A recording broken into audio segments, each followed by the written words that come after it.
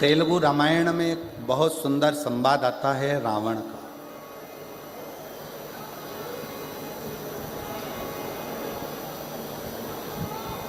तेलुगु रामायण के अंतर्गत एक संवाद रावण का आता है कि रावण जब दशरथ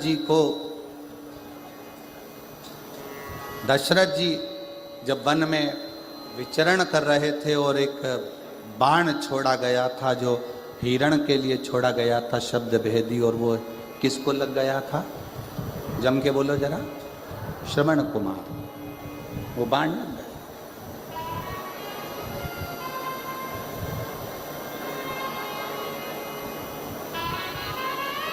सुहांगी के बेटे को, शांतिन मुनि के पुत्र को वो बाण लगा। वो बाण लगा।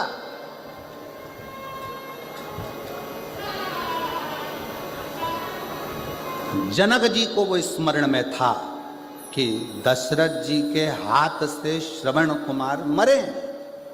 श्रवण कुमार को बाण लगा। वो जनक जी के स्मरण में था।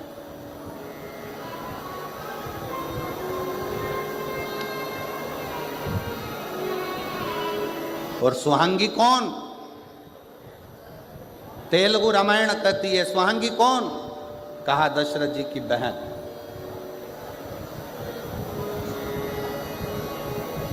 जैसे देव ऋषि नारद की एक बहन थी ऋषिका, वैसे ही दशरथ जी की भी एक बहन थी सुहांगी।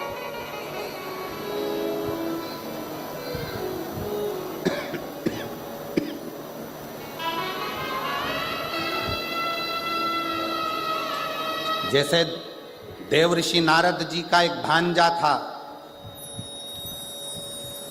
देव ऋषि नारद जी का भी एक भांजा था पर्वत मुनि, उसी तरह यदि देखा जाए तो सुहांगी का पुत्र श्रवण कुमार भी दशरथ जी का ही भांजा। जनक जी के स्मरण में यह बात थी कि दशरथ जी के हाथ से श्रवण कुमार के प्राण छूट। श्रवण कुमार।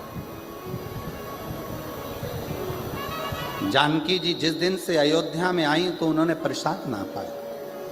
पूछा क्या बात है, भोजन नहीं कर रही हो? कहा मैं कैसे भोजन करूं, यहां तो दोष लगा है भांजे की हत्या का। दोष मिटे कैसे?